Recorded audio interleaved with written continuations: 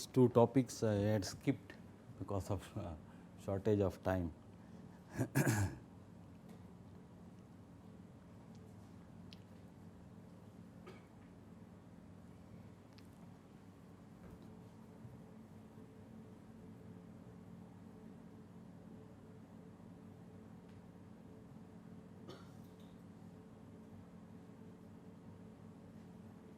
Okay. In the last two lectures, we discussed about the general characteristics of photodetectors, and today we will consider photoconductors.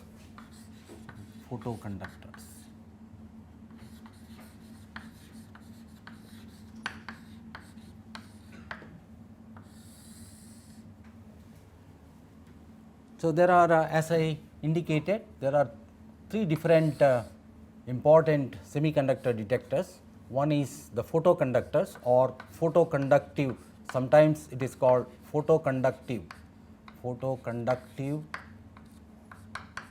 detector, and photodiodes, in which we have two important categories, that is pin photodiode, so pin diode, and avalanche photodiode, APD. So, today we will discuss about photoconductive detector or simply photoconductors. Sometimes people also call this as photoresistors, synonyms, photoresistors, and when used in visible light applications, many times we also call this as light dependent resistor, LDR, light dependent resistor. Basically, variations of the photoconductive detector. The basic principle of operation is, as the name indicates, it is based on change in conductivity, detection of the change in conductivity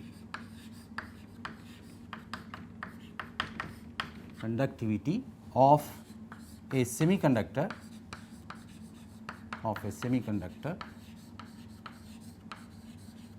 due to incident photon flux phi, incident photon flux.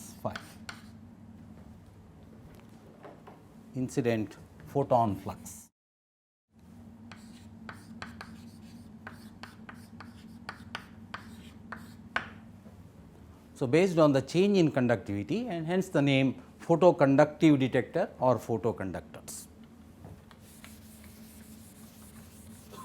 It is one of the simplest detectors, which is basically simply a piece of semiconductor of appropriate material and generally used in this configuration. So, you have a supply here, and here is the photoconductor. There are different designs. So, this is the photoconductor, and here is the load resistance. So, the whole thing is grounded, and here is the output. So, VO, the output taken across a load resistance, and this is the photoconductor. So, light is incident on the photoconductor, which changes the conductivity of this element, and therefore, hence the current through the device. So, the current through the device changes, and the current across the load resistance changes, and therefore, you get an output. So, this is the basic configuration of use of a photoconductor or a photoconductive detector.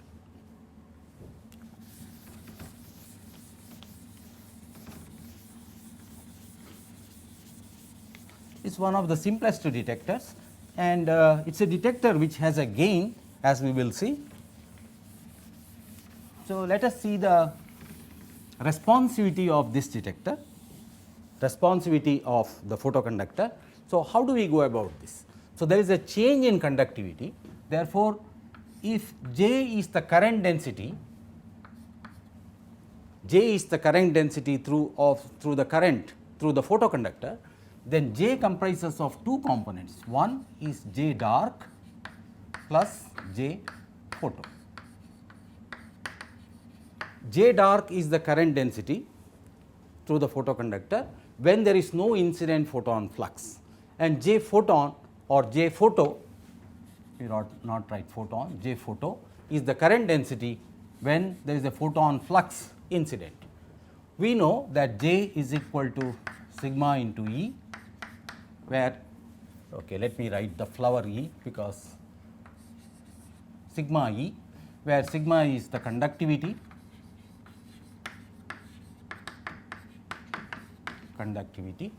and sigma is equal to rho into, that is charge rho, charge density rho into sigma is conductivity.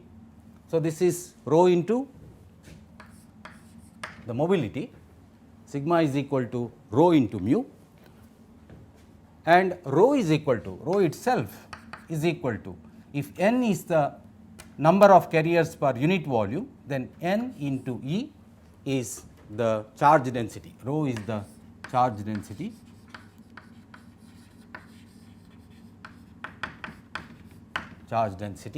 and mu is the mobility,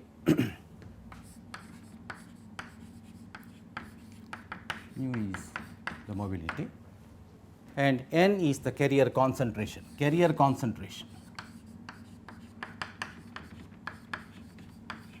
which means number of carriers per unit volume, n is the carrier concentration. So, if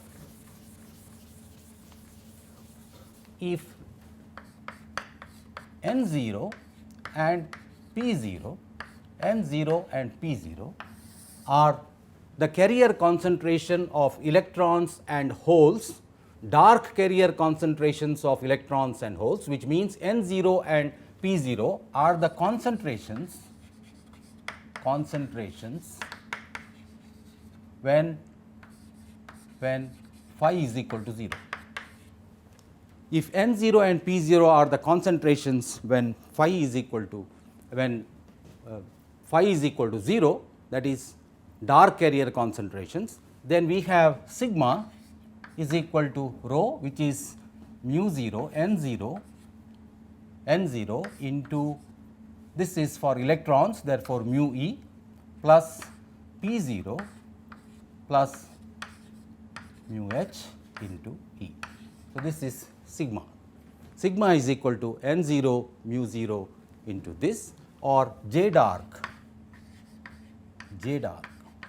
is equal to N0 mu E plus P0 mu H for the holes into E. E is the electric field, applied electric field. So, this is the dark current density. We want to find out the total current density, because from the current density then we can determine the current. So, this is the dark current density. Similarly, if delta n is the excess carrier concentration,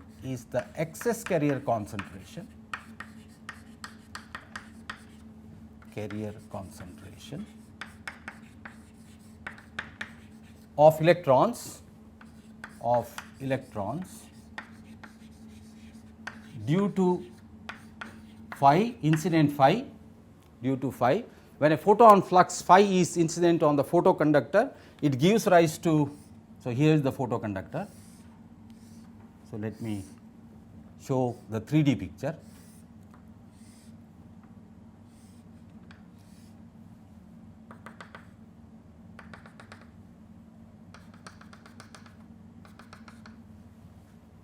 And we have applied a field here.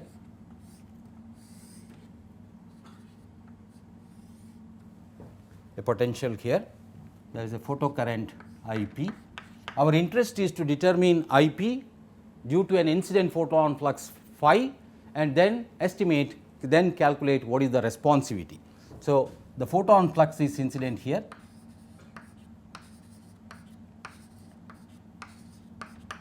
So, this is phi, the photon flux,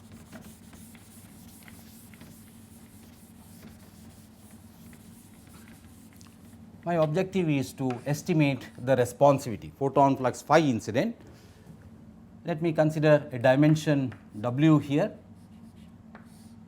length of the photoconductor, and this area of cross section here, area of cross section is A.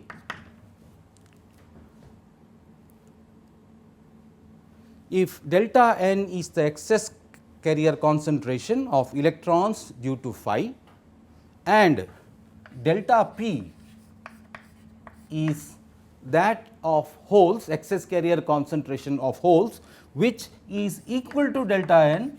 Please see that, because it is the incident photon which is creating electron hole pairs. Therefore, the excess carrier concentration delta n is equal to delta p, delta n is equal to delta p. Then J photo, I want to find out J photo, just like J dark that we have determined. So, J photo is equal to delta n into mu E plus delta p into mu H into E into P. But delta n is equal to delta p, and therefore, this is equal to mu E plus mu H, mu E plus mu H into delta n E into E. And therefore, the photocurrent, my final interest is to determine the photocurrent. Okay, let me come back to it in a minute. So, this is dark, J dark, current density when there is no photon flux. When there is an incident photon flux, this is the current density. Delta n is the excess carrier concentration, E is the charge, mu E and mu H are the mobilities, and E is the electric field. Electric field is, if you apply a volt V here and W is the width, then V by W is the electric field. All right? Okay. So, let us recall, let me write P 0 mu H E. If R represents, if R is the rate of generation of carriers, rate of generation, that is excess carriers, generation of excess carriers,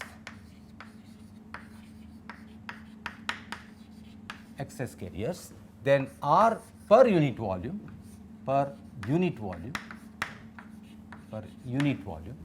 then R is equal to eta quantum efficiency into photon flux.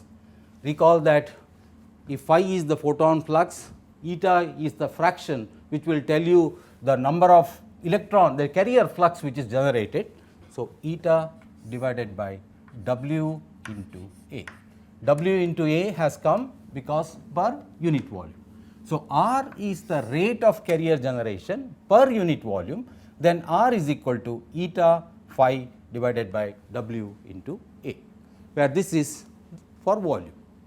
But at steady state, the rate of carrier generation will be equal to the rate of recombination, and we have already seen in an earlier lecture that R, the rate of recombination, is given by delta n divided by tau, where tau is the excess carrier recombination time, excess carrier recombination time.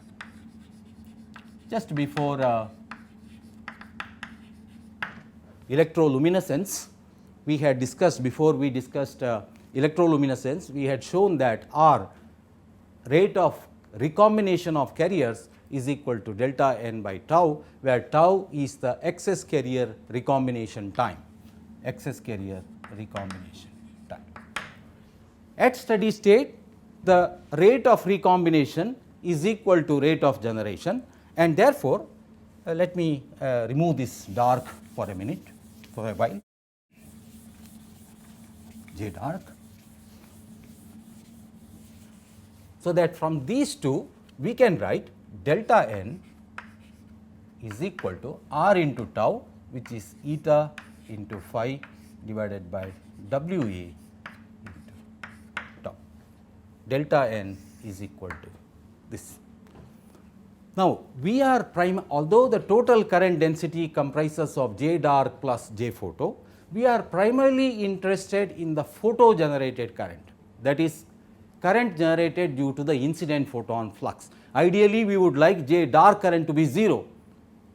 If there is a finite dark current, it will contribute to the noise power and hence in lowering the signal to noise ratio. But ideally, we would like this to be 0, but our primary interest is what is J photo and hence what is the photo current generated. I have written here IP photo current, but actually this comprises of also of I dark, IP plus I dark. The total current I will actually in this case comprise of I dark, both IP plus I dark. However, our interest is to find out what is IP. So, to get IP, so delta n is equal to eta phi tau into this, and if I substitute this J photo, so J photo, that is photo generated current density, is equal to eta phi tau by W A, that is delta n into E into mu E plus mu H into E, mu E into mu H plus E into E, mu E plus mu H into E. I have substituted from this expression here. For delta n here, I have substituted from here, that is all, rest is the same. Now, A into J is the photo current IP, therefore, IP is equal to J photo into A, which is equal to, so A has gone here, eta phi tau. Now, mu E into E, what is mu E into E? If you recall, the velocity of carriers V E is equal to mu E into E and V H is equal to mu H into E.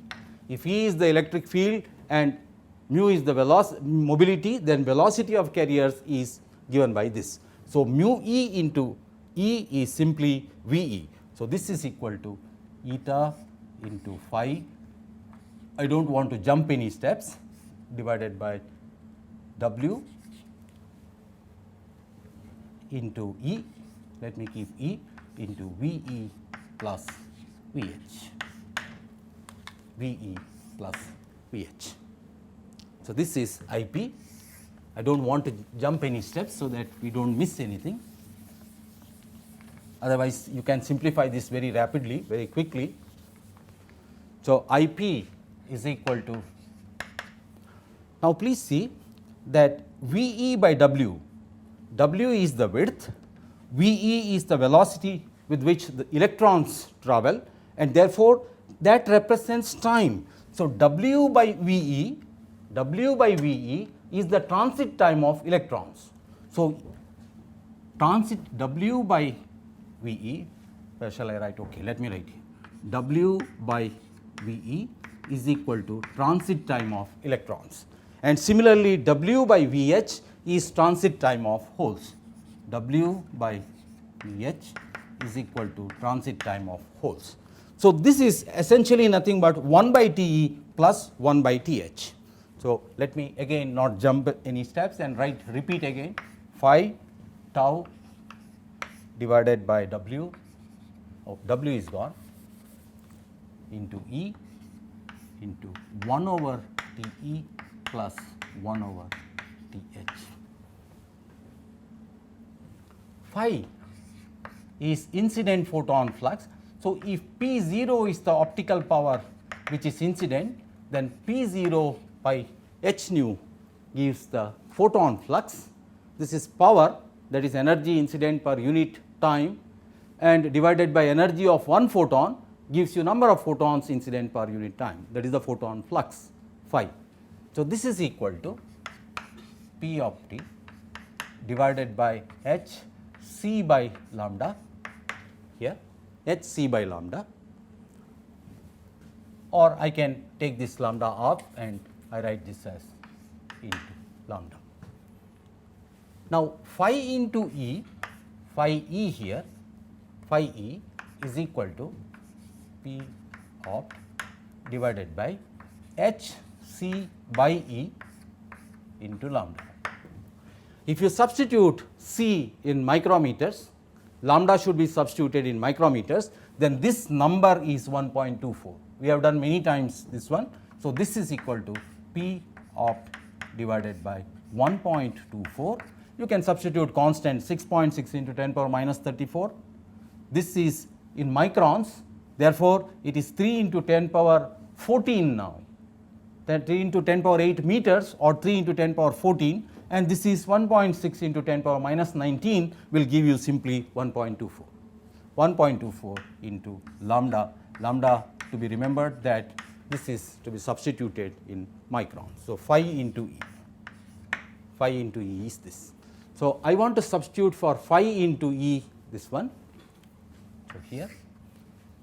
So, this is, let me remove these, now we do not need this. So, phi into E is this one. This term I want to call 1 over T, which is 1 over T E plus 1 over T H, and therefore, we can write I P is equal to eta into tau, eta into tau divided by T here, this 1 by T, tau by T into lambda divided by 1.24 into P opt, lambda divided by 1.24 into P opt. You know why I have written like this is my final interest, there it is, my expression for responsivity is equal to I P divided by P optical power incident, which is equal to eta into lambda divided by 1.24 into tau divided by T.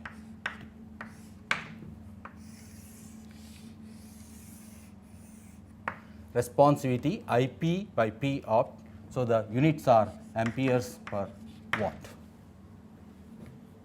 So, I have from basic relations, basic concepts, we have derived a simple expression for the responsivity of a photoconductor, responsivity of a photoconductor. It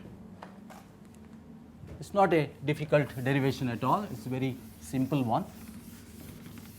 Without jumping any steps, I have shown you that we get an expression for the responsivity of the photoconductor, responsivity of the photoconductor.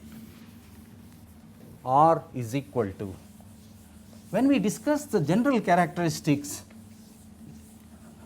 a couple of lectures before, when we discussed the general characteristics of detectors, we had an expression for responsivity R, which was equal to eta into lambda divided by 1.24. Hope you recall the graphs that we had plotted. If eta was not changing, eta was constant, then we drew this. So, responsivity R versus lambda for different values of eta, eta equal to 1, eta equal to 0.6, eta equal to 0.2. And then we, in the following lecture, we discussed the dependence of eta on wavelength, and then we got responses like this. Because eta, there was a long wavelength cutoff, and also it was decreasing down to 0 near short wavelengths. Now, we see that there is an additional term tau by T. In all these considerations, we did not take transit time of carriers into account. Now, we in this analysis, we have taken the transit time W divided by V E. So, because of the transit time, now we have a factor tau is by T. Tau is the carrier recombination time, tau is carrier recombination time. Typically, this could be from few picosecond to few millisecond. Depending on the material and the structure, design, it could be few picosecond to few millisecond, which means of the order of 10 power minus 12 seconds to 10 power minus 3 seconds. tau, carrier recombination time. The transit time t, okay, let us look at 1 over t here. 1 over t is equal to 1 over t e plus 1 over t h. In general, V e is much greater than V h because mobility mu e is much greater than mu h. In detectors like gallium arsenide or indium arsenide, if you take indium arsenide, it is mu e is about 33,000, whereas mu h is few hundred. So, you can see that mu e is much greater than mu h in general, but there are many materials where even mu e could be less than mu h, but most of the detector materials which we use, they have mu e much greater than mu h or at least greater than. Therefore, V e is greater than V h, and therefore, T e is much smaller compared to T h. Therefore, 1 by T e is much greater compared to 1 by T h. In other words, we can write that 1 over T is approximately equal to 1 over T, because T h is much larger compared to T e, transit time of holes, that this 1 over T h becomes much smaller compared to 1 over T e, and therefore, 1 over T is approximately equal to 1 over T. We could retain 1 over T itself, there is no problem, but if we take this, then we need to discuss about the transit time of electrons only, otherwise it does not matter, there is no. So, T e, transit time of electrons, is equal to W divided by V e, and W, if I take typically W is equal to, let us say, 1 millimeter, the width here is about 1 millimeter or few millimeters, the semiconductor material, the dimension of the semiconductor. If and V e, if I apply an electric field, so that V e is approaching saturation velocity, we discussed about saturation velocity, which is of the order of 10 to the power of 7 centimeters per second, then this will be nearly equal to 10 power minus 8 seconds. The transit time of electrons is approximately 10 power minus 8 per second. We are putting some numbers to get a feel for what kind of factor. If this factor is greater than 1, it means responsivity has a gain. There is a gain factor, and indeed photoconductors provide gain because of this. Now, if I use 10 power minus 8, then we can have gain, means tau divided by T. So, if you go to this end, it is 10 power minus 12 divided by 10 power minus 8, which is 10 power minus 4. So, tau, this is ranging from 10 power minus 4 to, if you come to this end, it is 10 power 5. This factor is as high as 10 power 5. So, you see that in photoconductors there is a gain possible, the responsivity can be very high. I will show you a typical plot, and the number for responsivity is 10 power 2, 10 power 3, 10 power 4, very high responsivity. That is because of this. Of course, high responsivity or high gain comes at a cost. You will see that the speed is going to be much less compared to pin diodes, but there is a gain which is available in this. How does this gain come? We know about gain coming from avalanche multiplication. Like in APDs, there is carrier multiplication taking place, that is an accelerated electron knocking out more electrons, and hence there is avalanche multiplication. There is no avalanche multiplication in this case, in the case of photoconductors, but there is gain, and the gain could be very significant. So, you could have this factor tau by tau in this range. So, if you make the transit time T e, if the carrier recombination time is very small, then it could be here, otherwise you can have a large gain possible. Now, how does this gain come? Let us briefly discuss the physical origin of this. Where is the gain coming?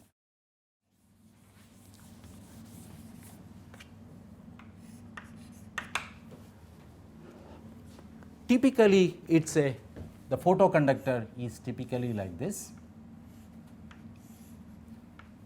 They normally use a metal contact here, let us say metal, and therefore, for ohmic contact you normally use N plus here and then an intrinsic medium and N plus. It is only for contact sake. This is metal.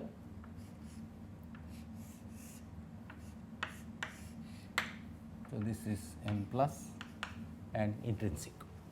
So, the carriers are, the photon flux is incident here. There are better designs, but I am just explaining that there is. So, if you draw the band diagram of this, so you have N plus, which means the electron Fermi level is here, and then this is the intrinsic region, and then we have N plus. What I have drawn is the familiar energy band diagram of this. So, this is the I region, intrinsic. So, I have applied positive to this end, therefore, the potential here is decreased. So, what is plotted is E versus the distance. So, E versus the distance.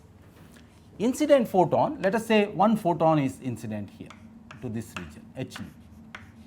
So, it creates a hole and an electron, electron in the conduction band and hole in the valence band. The hole starts moving up, it is like air bubble. So, starts moving up the slope, and this is like water droplet. So, it starts going down. These are the two ends where it is collected. Now, because the velocity of electrons is very high compared to this, electron goes rapidly and reaches this end. When electron reaches this end, so when electron is moving this side and hole is moving this side, there is a current in the external circuit. There is a current I here in the external circuit because of charge carriers moving. We have discussed this in the last class before impulse response. By Ramos theorem, it tells you that there is a current which is in the external circuit. When the electron is collected here, then to maintain charge neutrality, the second electron is released from here, from this contact, because there is only one hole which is moving. Hole is still, before the hole has come here, the electron has been collected. So, a second electron is released, because this is, once it is collected, it is gone into the conductor. So, this electron again starts going down, hole is further proceeding and it is collected here, next electron is released. This is further proceeding. So, till either the electron hole recombine in the medium, or both electrons and hole are collected by the contact electrode at the ends, this process takes place. Please see, there was only one photon which was incident, there is a carrier pair which was generated, but there were so many electrons were transiting through this, by the time one hole was travelling up. And this is why there is a persistent current in the external circuit for a long time, although you had just put one photon which has made one carrier. So, the current flows for a longer period in the external circuit, and that is responsible. We have discussed with one photon. If you have large number of photons, you can imagine that there is a big current in the external circuit, although there was just a burst.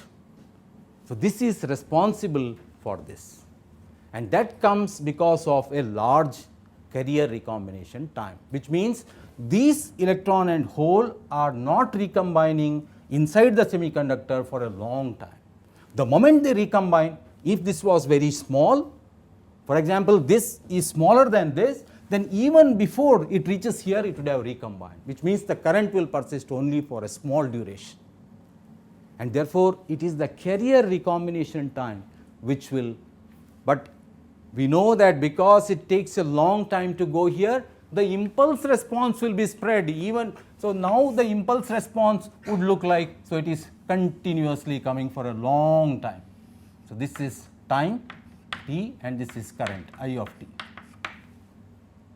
for a long time, because the carrier recombination time is very large. So, what have we compromised? The speed.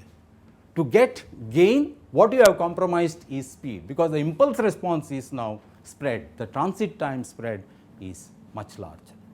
So, photoconductors can provide gain, but at the cost of speed. You can indeed show that the gain bandwidth product remains a constant.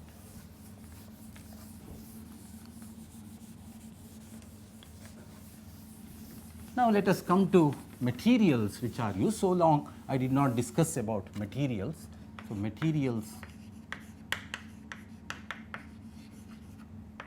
generally photoconductors are used to, generally these are used to detect long wavelength materials, and therefore, there are two kinds of materials which are used. They are intrinsic and extrinsic. Intrinsic and extrinsic. As you know, intrinsic normally refer to pure semiconductors, and extrinsic refers to doped semiconductors. And the same thing is true here, that we have intrinsic semiconductors such as widely used semiconductors, for example, are indium arsenide and indium antimonide. This has a band gap Eg of 0.36 eV, and this is 0.17 indium antimonide. These two materials are widely used because, as I also mentioned, they have very large mobility. Electron mobility in indium arsenide is about 33,000 centimeter square per volt second, mu.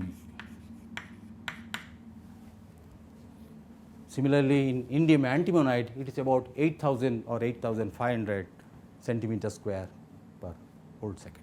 Very large mobility, and therefore very small TE, and therefore you can get relatively large gain.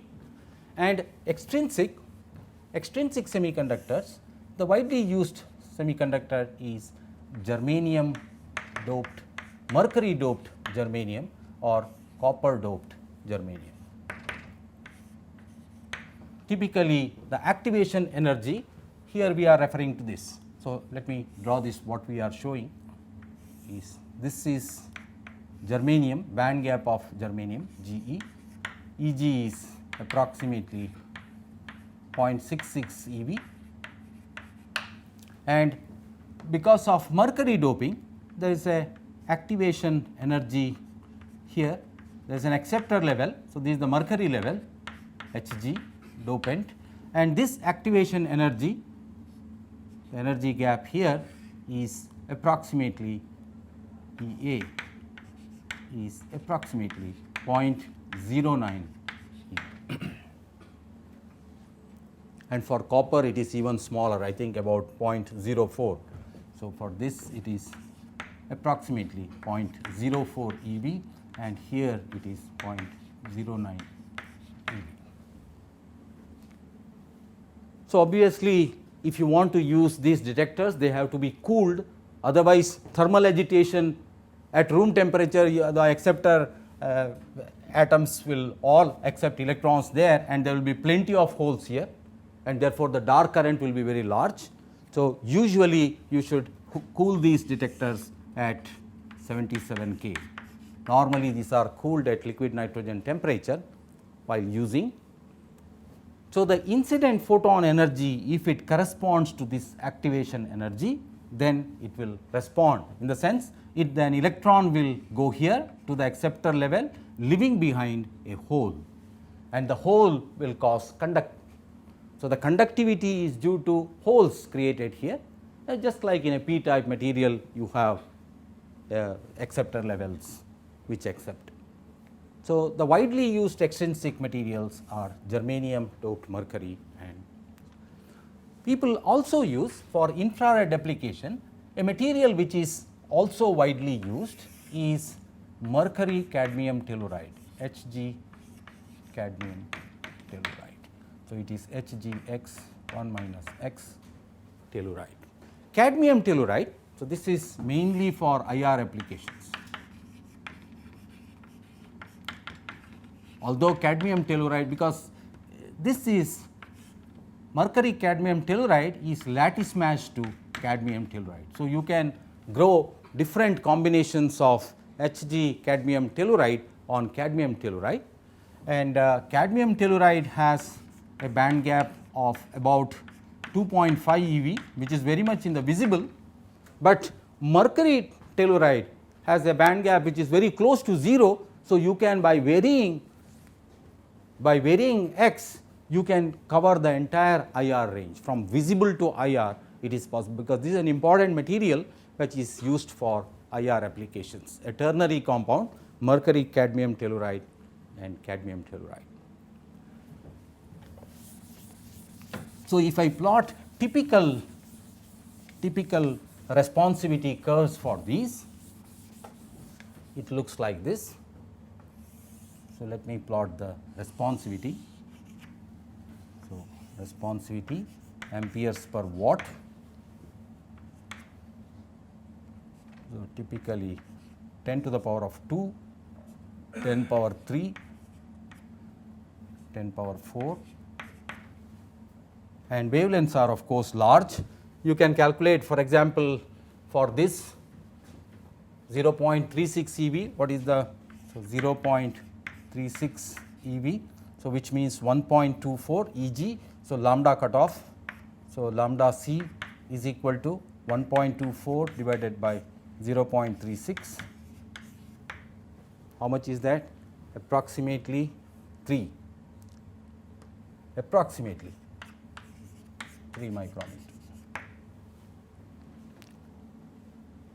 So, lambda cutoff in, so approximately 3 micrometers, and similarly if you go for this it will be about, so let me plot, so 2, 5, 10, 15, so 2, 5, this is lambda in micrometers. So, the responsivity typically looks like this.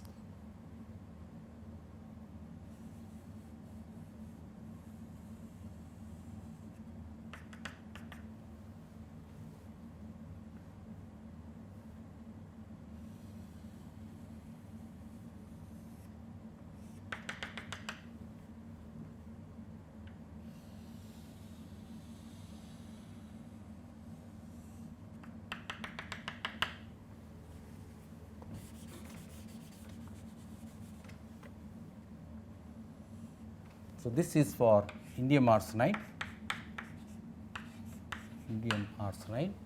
this is for indium antimonide, and this one I have plotted for Hg germanium doped H, the other way to be written germanium. So, typical responsivity, you can see initially the linear behavior because it is proportional to lambda. If you recall, the responsivity for R is equal to eta into lambda divided by 1.24 into tau divided by T. Why indium arsenide has a very high responsivity? You can see its mobility is very high. Therefore, this T is very small. So, that is why the responsivity is very high. When we see for normal PIN photodiodes, you will see that the responsivity is 0.5, 1, 1.2, that is the kind of numbers, but here we have very large numbers. So, indium arsenide, because it has a very large mobility, has a very high responsivity. The only thing is these are much slower detectors, one, and I will come to the second disadvantage also.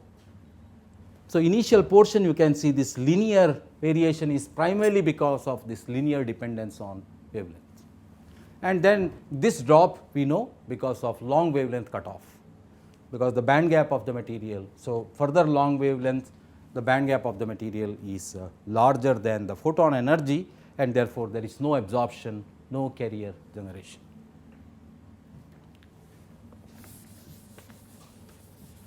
Is this all right? So, we come to finally one high speed design which is widely used with photoconductors. One of the, as we discussed, one of the major problem is carrier transit time and recombination time. So, recombination time can be minimized, can be reduced by using pure materials with minimum defects.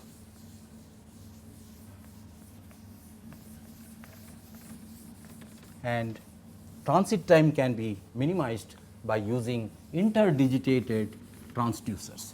So, the normal design where these photoconductors are used, they use IDEs, interdigitated electrodes. So, let me show you.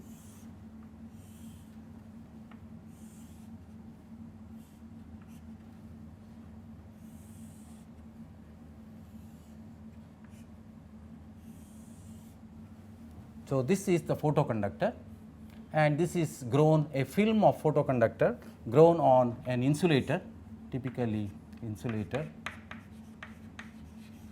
usually glass, transparent glass, and this is the photoconductor. This layer is the semiconductor, and on this they make IDTs, that is interdigitated electrodes.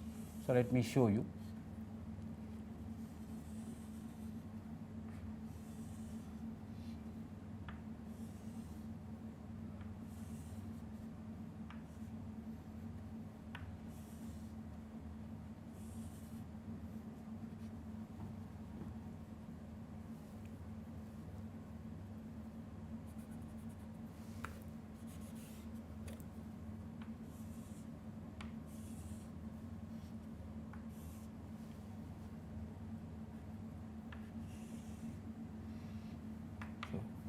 Okay, let me draw it.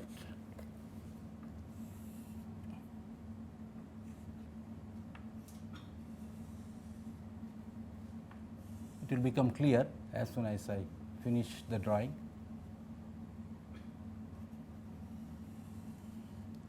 These are monolithic electrodes. What I have drawn here is metal electrode which are deposited on top by lithography.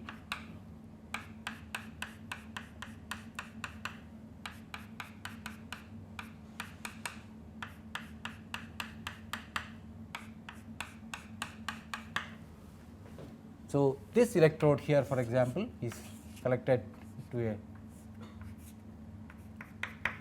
supply, and this is the other electrode which is grounded. So, there is an electric field between these, this finger like structure. So, it is interdigitated, they are called interdigitated electrodes, IDEs, interdigitated electrodes.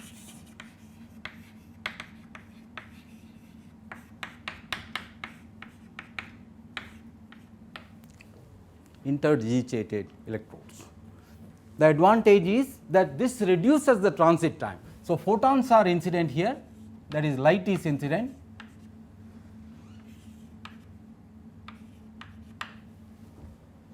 The advantage is the generated carriers will find an electrode very close.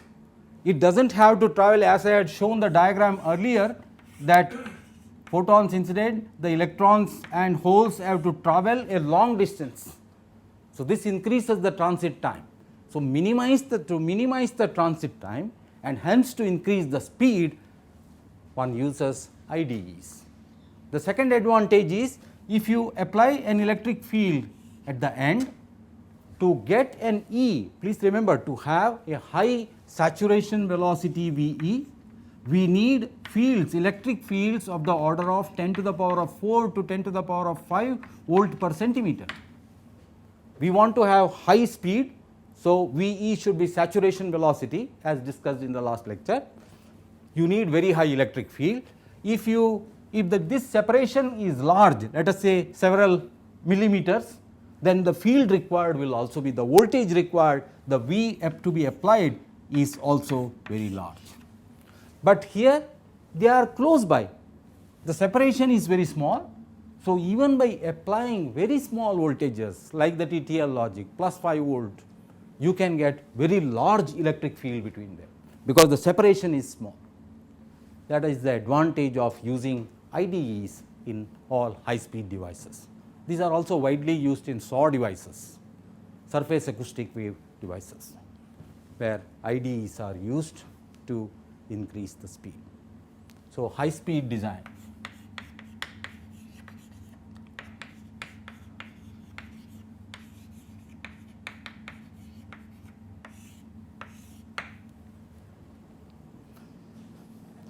One last point before we come, the IV characteristics of the photodetector.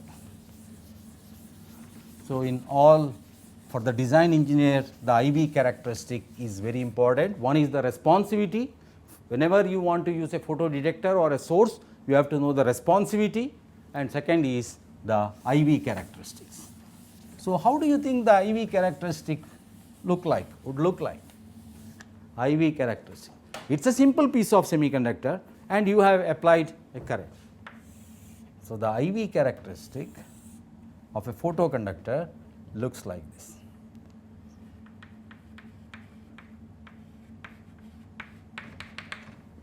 So, this is what I have shown by dashed line is when, okay, let me draw it completely.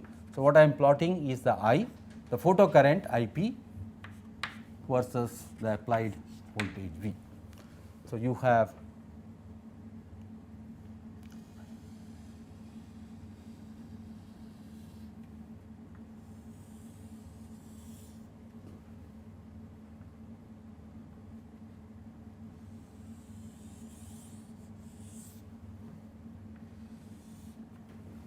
so this is with the phi equal to 0. So, phi is equal to phi 1 and phi is equal to phi 2, which is greater than phi 1, the incident photon flux. But what you see is it is symmetric because it is simply a piece of semiconductor. It does not matter whether you apply from this side or that side, it is not a diode, and therefore, there are no rectifying behavior. So, it is simply the same. The current here is in milliamperes, including the dark current. Please see, the dark current I dark is also of the order of milliamperes, whereas in the case of a photodiode, that is a reverse biased photodiode, the dark current is of the order of microamperes. So, the major disadvantage of photoconductors is the dark current, large dark current. This is a major disadvantage of photoconductors. In any high speed application or where you need a very good signal to noise ratio. But the real advantage of photoconductors is if you want to detect long wavelengths, IR wavelengths for example, then photoconductors are the detectors which are used. So, this is the IV characteristic with one disadvantage is high dark. So, what we have shown is for different photon fluxes, you can see initially it varies linearly because you are applying velocities, so voltage, and therefore, the electric field is increasing, but once the saturation velocity has reached, there is no more change in current, because current is proportional to the mobility into the total number of carriers that you have, and therefore, as electric field increases, the velocity increases, therefore, initially it is behaving linearly, but afterwards, as you know that one reaches saturation velocity. So, this is electric field E versus velocity V. So, this is the saturation velocity, and therefore, there are no more carriers which are remaining to be swept. So, there is a average velocity where it has saturated, and therefore, the current saturates to that value.